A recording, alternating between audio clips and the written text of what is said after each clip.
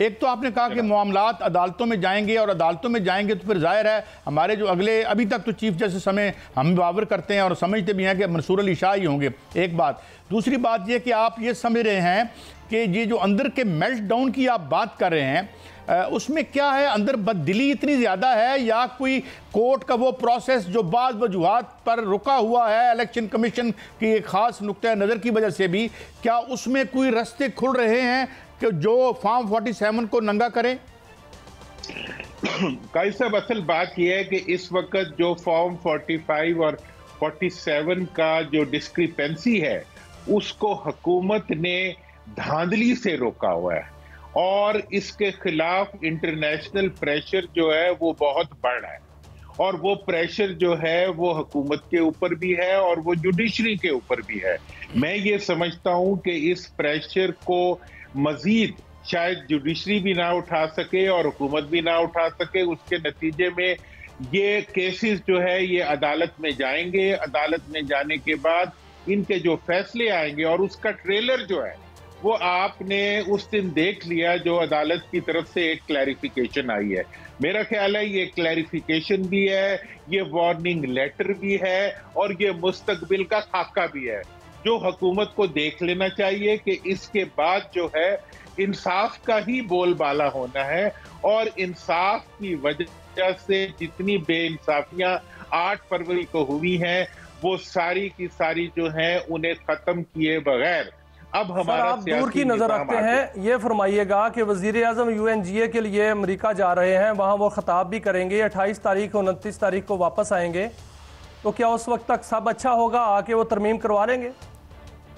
वैसे मेरा जो तजर्बा है ना UN के विजिट का, ये वजीर आजमों पे बहुत भारी गुजरता है।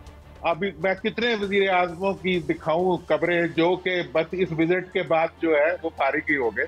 तो मैं ये समझता हूं कि ये जो विजिट है ये इसका ये एक इट्स नॉट अ गुड ओमन फॉर द PM। ये वहां जाना जो है, और इन हालात में जाना कि जब वहां पे कहीं भी इनको कहीं से भी ठंडी हवा का झोंका नहीं आ रहा, कोई भी बैनुल अक़वामी इदारा जो है वो इस वक्त पाकिस्तान की इंटरनल सिचुएशन को वैलिडेट नहीं कर रहा। दोस्त मुमालिक जो हैं वो पाकिस्तान के बारे में परेशान है। ऐसी सूरत हाल में बगैर कुछ किए और ऐसी एक स्याह तरमीम का वो चोगा पहन के जब वो पार्लियामेंट उधर जाएंगे UN में, तो मैं समझता हूं कि उनको बहुत ज्यादा वहां पे मुश्किलात का सामना करना पड़ेगा। और पाकिस्तानी जो सारे के सारे दुनिया भर में फैले हुए हैं, वो खुद जो है वो इनके बारे में अच्छी बात नहीं करते। जितनी वहां पे इंटरनेशनल एटमॉस्फेयर है वो इस हुकूमत के बाद, और बिलखुसूस इस तरमीम के नाकाम हमले के बाद, जो हकीकत में ये तरमीम नहीं थी, ये पार्लियामेंट को नहीं, पाकिस्तान में जमहूरियत को जमी बोस करने की एक एफर्ट थी। इस एफर्ट के बाद तो देखिए आपकी पेशगोई सच साबित हुई, सितंबर तो सितमगार हुआ ही, क्या आपको अक्टूबर भी बड़ा मुश्किल नजर आ रहा है इस हुकूमत के लिए?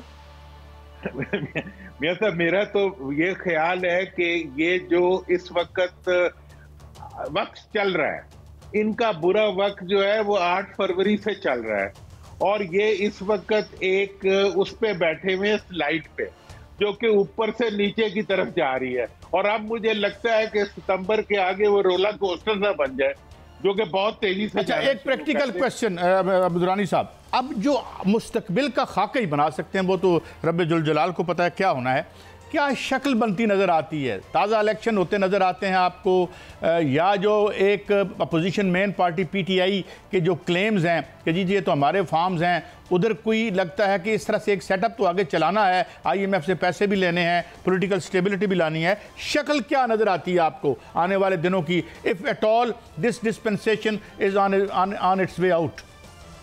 देखें काई साहब, मैं जो कुछ देख रहा हूँ, मुझे तो पार्लियामेंट के अंदर इन हाउस चेंज नजर आ रहा है। इन हाउस चेंज जो कि चेंज ऑफ नंबर्स की वजह से आएगा, जो कि नए लोगों के इंडक्शन और पुराने लोगों के फारिग होने की वजह से आएगा। उसकी वजह से इन हाउस चेंज आएगा, जिसमें कि मुझे PTI की हुकूमत बनती नजर आ रही है कि इन हाउस चेंज के नतीजे में एक ऐसी हुकूमत बनेगी जो कि प्रीडोमिनेंटली बाय वन पार्टी के मेंबर्स की ज्यादा तादाद की वजह से बनेगी। और उसके आगे मैं ये देख रहा हूं कि पार्लियामेंट के अंदर एक कंसेंसस की सूरत दुनिया भी डेवलप कराएगी और तमाम पार्टियां जो जब पार्लियामेंट में इंसाफ आ जाएगा तो पीटीआई की पार्टी और उनकी लीडरशिप का गुस्सा कम हो जाएगा। और उसके साथ साथ जो है लोग बातचीत के माहौल में आ जाएंगे और जो ये बज़ाहिर शिकस्त खुर्दा लोग होंगे ये भी मुनासिब समझेंगे कि हम पार्लियामेंट में बातचीत करें। तो इसलिए जब यूं ही हुकूमत बदलेगी पाकिस्तान के अंदर एक कूलिंग इफेक्ट पैदा होगा और एक कंसेंसस। दुरानी साहब, मैं माफी चाहता हूँ, एक अहम बात मुझसे मिस ना हो जाए जो मैंने आपकी बात से मेकआउट किया।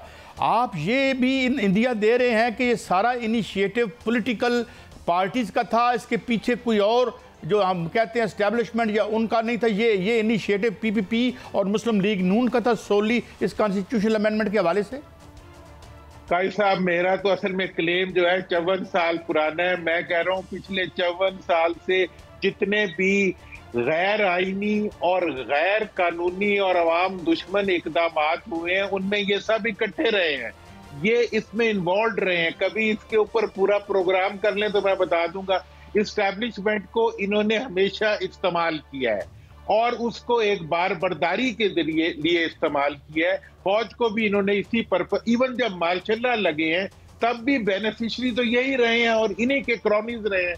जो आईपीपीज बने हैं उसमें किसने फायदा उठाया? तो मेरा ये ख्याल है कि ये जो सारा इनिशिएटिव हुआ है, लेकिन आपके और हमारी वजह से और कांस्टेंट अवेयरनेस की वजह से अब इदारों में ये शऊर पैदा हो गया है कि ये हमारे पे डाल देते हैं। लिहाजा वो वजीर इत्तलात को कहते हैं प्रेस कॉन्फ्रेंस करके कहो कि सब कुछ तुमने किया है।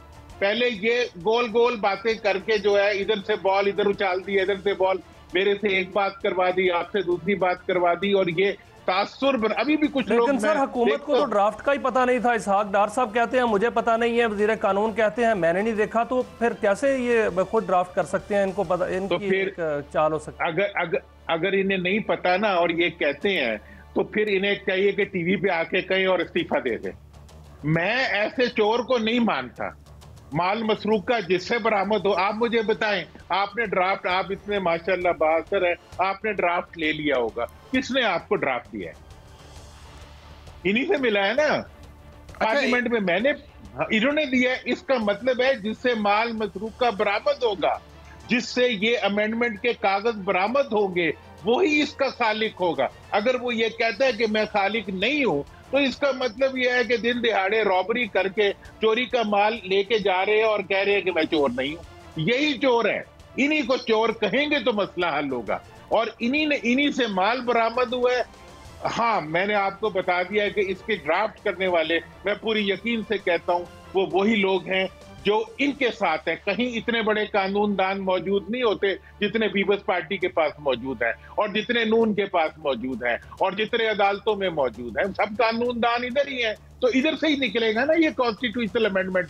कौन सा जो है वो लोहार जो है वो ये अमेंडमेंट तैयार करके देगा? लोहार ये कोई वो तो नहीं है, मतलब कसी तो नहीं बनानी ना कि लोहार बना के दे देगा। तो ये जो मतलब जरगरी है ये इन सियासतदानों की है और उन्होंने किया, उनके अलावा किसी को ये काम आता नहीं है। अब वो ये कहेंगे जी नहीं मैं तो नहीं हूं, तो वो तो वही साहब है कि थाने में गए और हाथी ने कहा कि मैं जनाब चूहा हूं। तो मतलब दिस इज नॉट इट। ये जो कुछ कह रहे हैं बड़ा क्लियरली आपने डेमोन्स्ट्रेट किया और बड़ी अहम खबरें दे के जा रहे हैं मोहम्मद अली दुरानी साहब। Thank you very much for precious time. नाजरीन।